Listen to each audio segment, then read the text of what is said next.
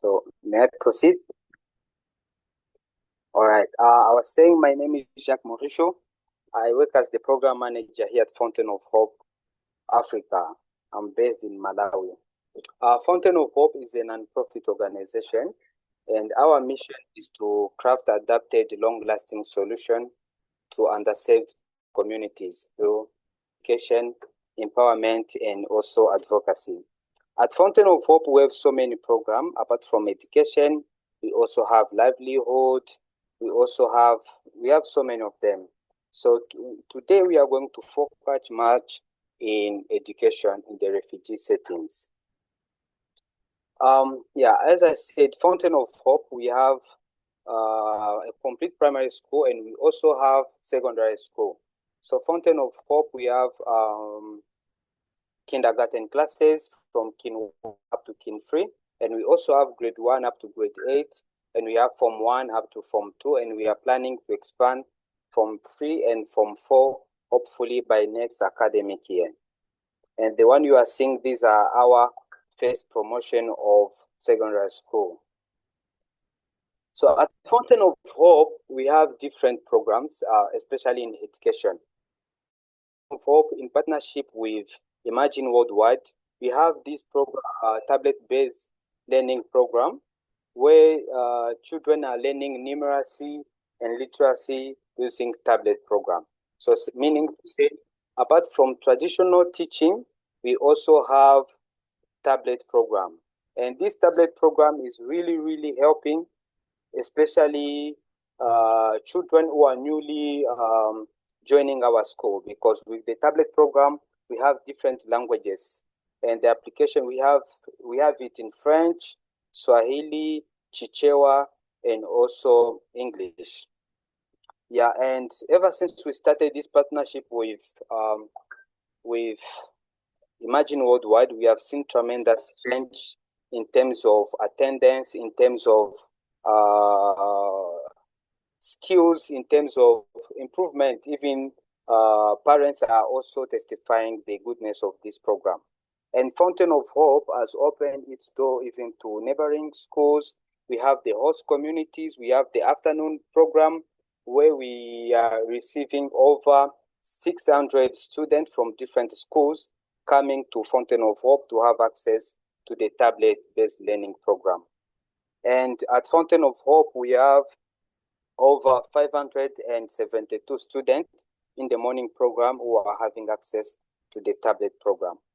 Apart from the tablet program, we also have this other program called 2-Hour Learning in partnership with Limitless Education, Guide School, and also Alpha Academy based in the US. This program is a very good program where children are learning AI-powered applications for core academic instruction, because this program, let me say, they are using online, they are learning online, let me just in short. And this program is being implemented from grade 5 up to form 2. And the benefit of this program is that after you graduate, you get an accredited certificate which will allow you to enroll yourself to any university in the world. So let's talk about Zaleka Refugee Camp. Zaleka Refugee Camp is located in Doha district, and also it was established, as you can see in my presentation, it was established in 1994. And here we have refugees from different countries: Burundi, Rwanda, Congo, Somalia, Ethiopia, and other countries. And the initial idea was the Zaleka Refugee Camp was aimed to host only 10 to 12,000 people. And by now we have over 55,000 people who are living in the camp. You can imagine by yourself how congested the camp is right now. And this led UNHCR to become unable to to offer education to everyone willing to go to school, and especially children who are in the age range to go to school. And also, we have this problem where in the past, I remember myself when I came to Malawi, we only had we only had two public schools, and they were all under UNHCR, and there was no private school. And in the public school, we had the classroom were very, very congested. You can find in one classroom over 190 students, sometimes up to 200 students.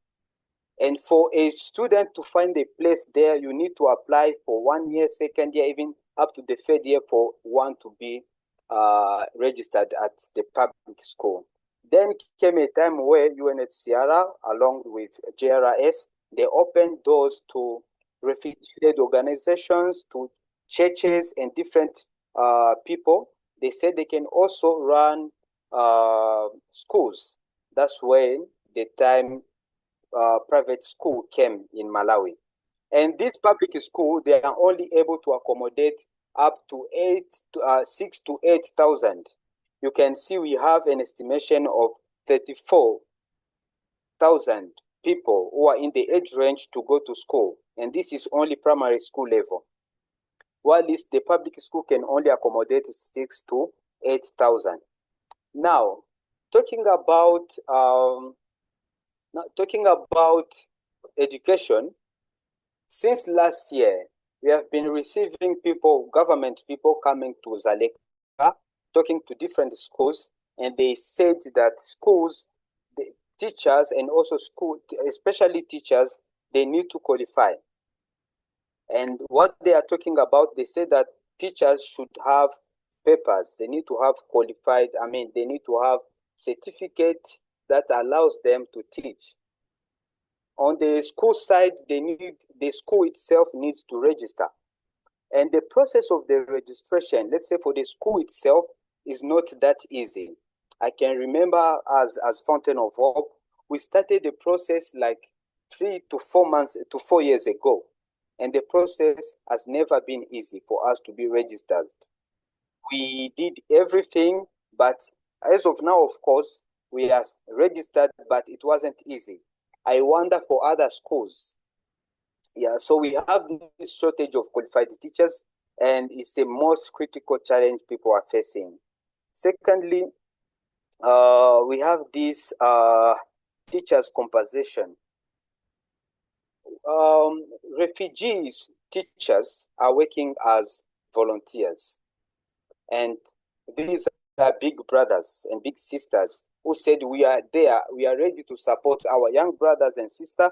We can volunteer ourselves to teach them.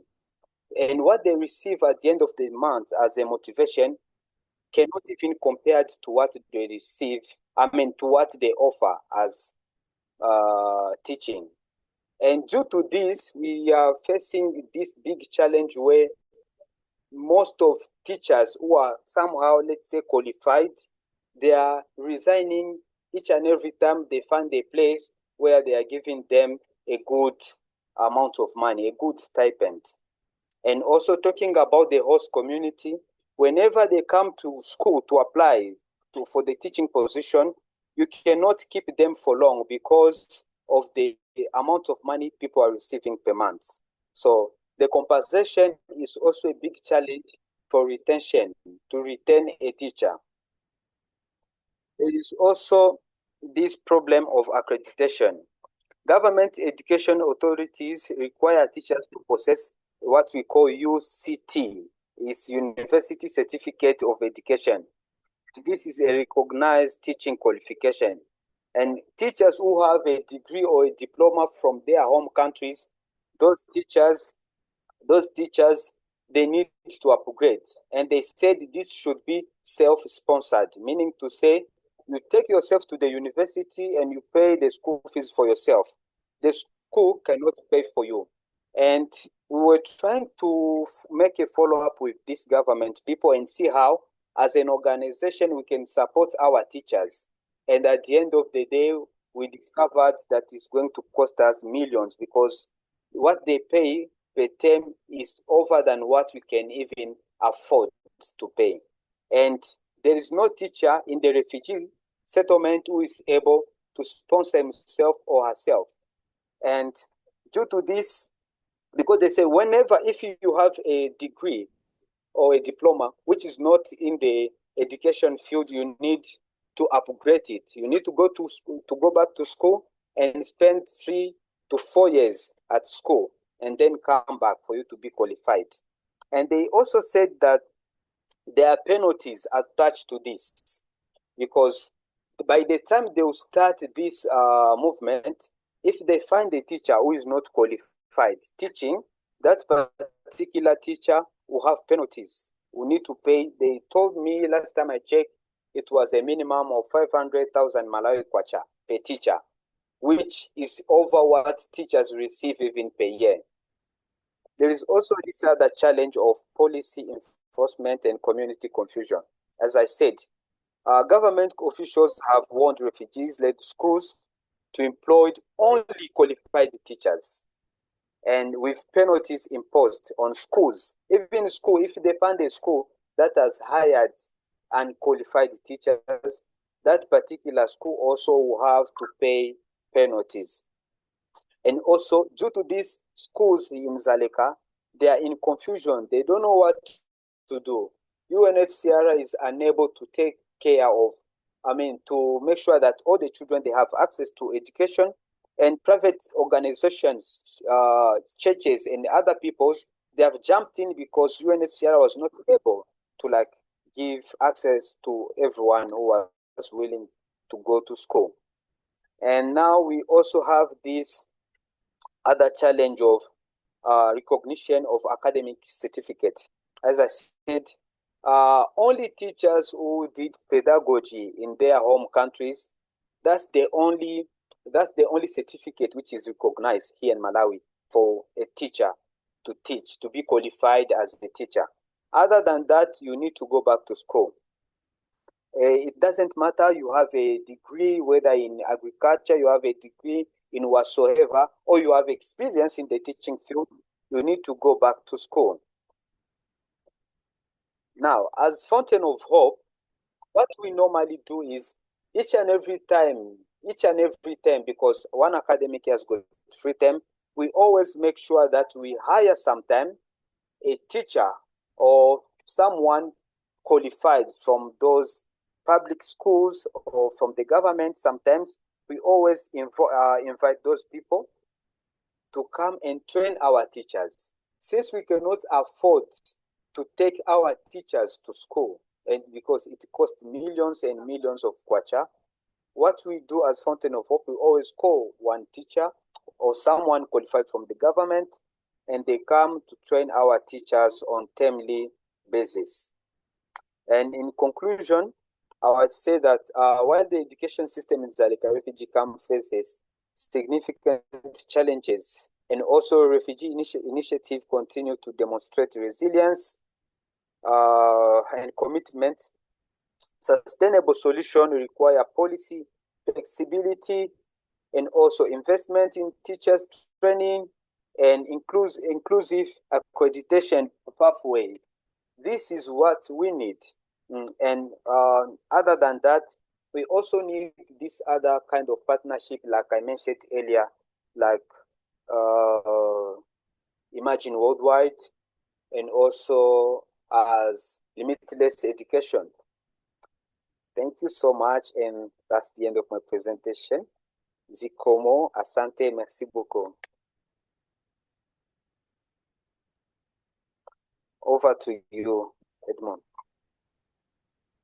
Thank you very much for that presentation. And as highlighted at the beginning, as you can see, the larger part of the presentation focused on the critical aspect of how can we support teachers in refugee settlements or camps, especially in the area that concerns the recognition of their qualifications. And yes, so with that said, I would like to invite Edmond to introduce the breakout teams. Thank you, Bise. And actually, I think Jacques' presentation was really fascinating, and he also kept it within time impressively. I think the type of story that he's sharing, there might easily be questions to Jacques from the wider group before we go into breakout rooms. So does anyone have any questions for Jacques about the presentation he's shared, particularly on this challenge of supporting teachers in Dzaleka in Malawi. If you please raise your hand, I will change the settings so that, yeah, so James, go ahead, please. Thank you very much, Jack, for the presentation. It's really challenging for the current policies.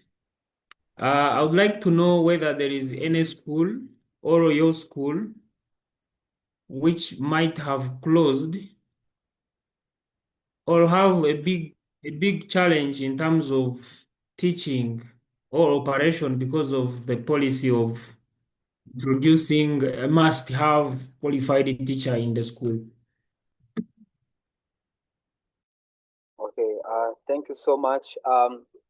So far, there is no school that has closed, or government people, they haven't closed any. They are still in the warning phase. And let me say also, there is this other organization by the name of ISAMA. There is also this other organization by the name of ISAMA. And this organization is there serving like a mediator between the government and also refugee-led schools. So under ISAMA, you need to register as a member, and for you to be registered as a member, there are fees. It's not even free. You need to pay. If you are running a primary school, you need to pay. At primary school, they pay 100,000 Malawi kwacha, if I'm not mistaken. Secondary school, they pay another amount. Primary school, kindergarten classes, also the same. So those people, they are there to facilitate. How are they facilitating? They said the only way they can facilitate is to collaborate with universities here in Malawi and to take your teachers to that university. And those teachers, they will be they will sponsor 50% of the university fee, and 50% of the university fee, the teacher himself or herself should pay. So that's how ISAM as an organization is helping. And ever since we started all these processes, I can tell you there is no one who has ever started like taking his or her teachers to those universities. Teachers in Dzaleka, they are still discussing, and there is also this other organization by the name of RISA, which is also playing as a mediator between ISAMA and refugee-led schools. Yeah, so in short, we are still discussing, trying to find a way, but the only way that we have seen so far is just to pay.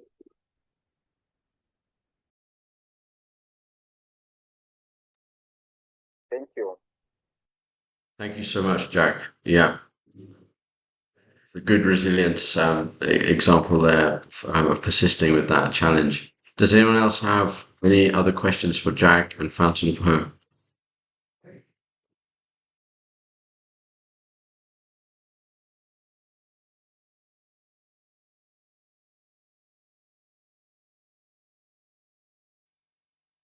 I have one question, which is, what are the reasons that the government is giving for being so strict about teacher qualifications, especially when, like you say, there are so many private schools offering an education for refugees in Dzaleka, which is, I would imagine, providing a great value to the community and even the education system. So what is the justification around the strictness?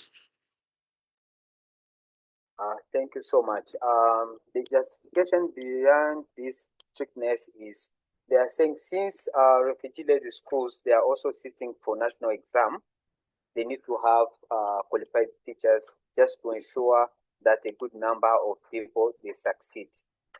But I can prove them wrong, because ever since refugees started writing national exam, refugees, they are always passing with good marks. I can tell in the district of Doha, those who are having good marks in the national exam, they are all coming from the refugee community. So we don't know why. That's the only point that they have raised. that they need us to be like having good points, and we need to align with the Malawian curriculum. We should not teach something from Congo, Rwanda, or Burundi, or anywhere else. We need to align with Malawian curriculum, and that's what we are doing. And yeah, that's what they said we need to. Since they are sitting for exam, grade 8 students, they are sitting for exam. From 2 students, they are sitting for exam. The same with from 4 students. Okay. Well, thanks so much for sharing that, and we wish you all the best with the challenging advocacy and policy environment that you're in. I wanted to share, before we go into the breakout rooms, some resources.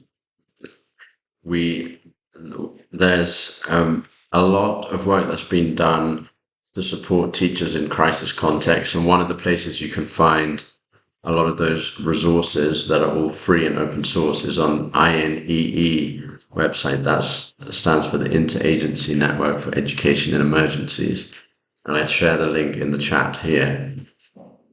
So from here you can download in multiple different languages a support pack for teachers who may be in a similar situation to how Jack has described. Some of them might not have specific training on academic training on teaching, but some may, and the resources help in lots of different types of contexts. If you explore the INEE website, you can find lots of other useful free resources as well, which could be useful for teachers, but also for other areas of education. Martin, did you have a question? Please go ahead. Thank you for the opportunity.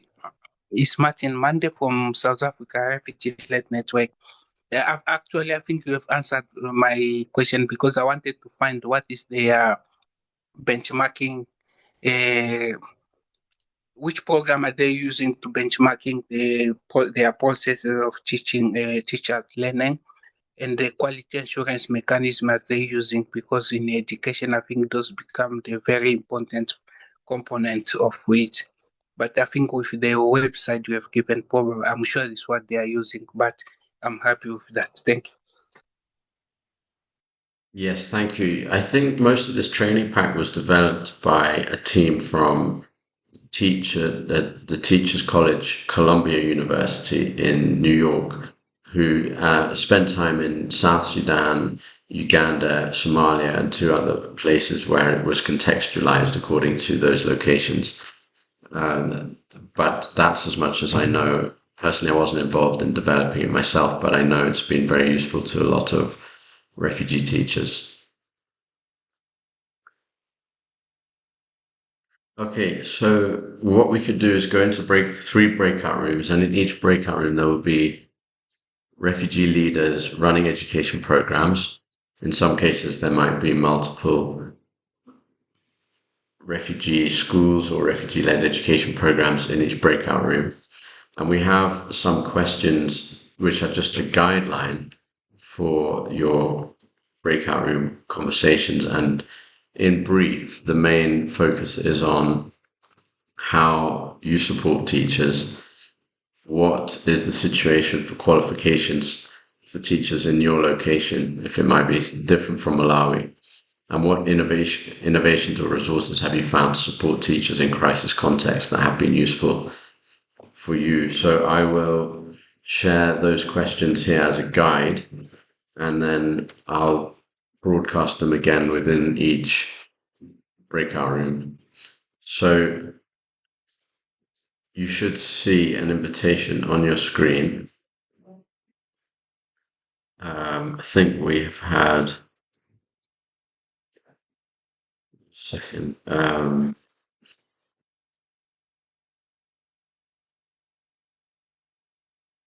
Just reallocating. Okay, hang on.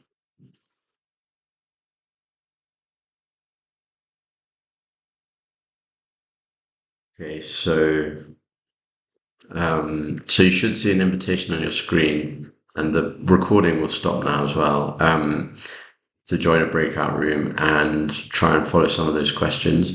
Then we'll bring it back just for the last 3 minutes at the end. Okay, thank you.